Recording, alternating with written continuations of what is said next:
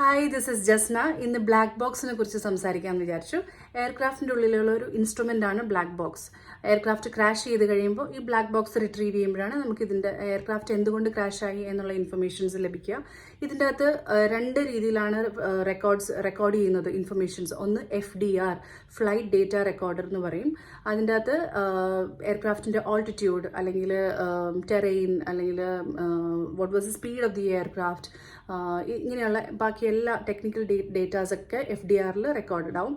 അതുപോലെ CVR എന്ന് പറയുന്നത് കോക്പിറ്റ് വോയിസ് റെക്കോർഡർ. കോക്പിറ്റിൻ്റെ ഉള്ളിലുള്ള എല്ലാ വോയിസസും, ആംബിയൻ വോയിസസ്, അതുപോലെ അതിനുള്ളിലുള്ള അലാംസ്, കോക്പിറ്റിനുള്ളിലുള്ള കോൺവെർസേഷൻസ്, പൈലറ്റും കോ പൈലറ്റും തമ്മിലുള്ള, അല്ലെങ്കിൽ പൈലറ്റും cabin crew, pilot to ATC, ഇങ്ങനെയുള്ള എല്ലാ കോൺവെർസേഷൻസ് എല്ലാം റെക്കോർഡ് ചെയ്യുന്നത് CVRലായിരിക്കും. ഇത് നോർമലി ഒരു 2.5 hours വരെയൊക്കെ ഒരു ഡ്യൂറേഷനിൽ നമുക്ക് ലഭിക്കും. അതായത് ക്രാഷ് ആവുന്നതിന് തൊട്ട് മുന്നേ ഉള്ള ഒരു 2.5 hours. അതുപോലെ തന്നെ ചില എയർക്രാഫ്റ്റ്സിന് ടൈം ഡിഫറെൻ്റ് ആയിരിക്കും. It varies according to the aircrafts.